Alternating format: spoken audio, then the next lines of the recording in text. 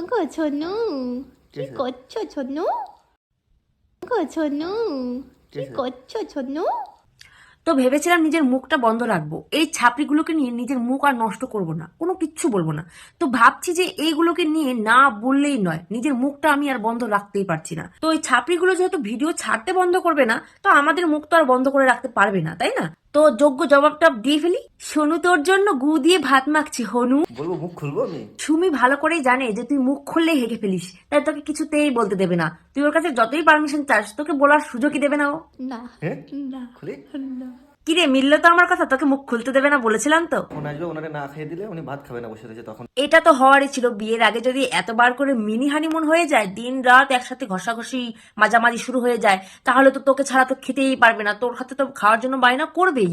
আর হ্যাঁ, একটা কথা ভুলে যাচ্ছিস, তুই কিন্তু ওর চাকর, তাই ওকে তো খাইয়ে দিতেই হবে। আমি সকাল থেকে খাইনি গাইস। আহারে আমার নেকি তো চিরে, তো তোকে কে খেতে বারণ করেছিল রে? তোমার এখন মনে পড়লো যে আমি না খেয়ে বসে আছি? হ্যাঁ অবশ্যই, তুই এসে না খাওয়ালেও খাবে কেন? তোকে এত টাকা দিয়ে মাইনে দিয়ে চাকর রেখেছে, তো সেটা তো তোকে কাজটা তো করতেই হবে, তাই না? মানে আমি এসে না খাওয়ানি পর্যন্ত উনি খাবে না? বাবা, তুমি এত সুন্দরী একটা মেয়ের সাথে বিয়ের আগে মিনি হানিমুন করতে পারছো, আর তুমি এইটুকু করতে পারবে না? বাড়িতে এসে এসে রোজ একদিন করে খাইয়ে দিতে পারবে না? তো জানো না যেটা তোমার কর্তব্য সোনু। দেখলি তো হদল, তোর নিজের জায়গাটা তোকে দেখিয়ে দিলে তো।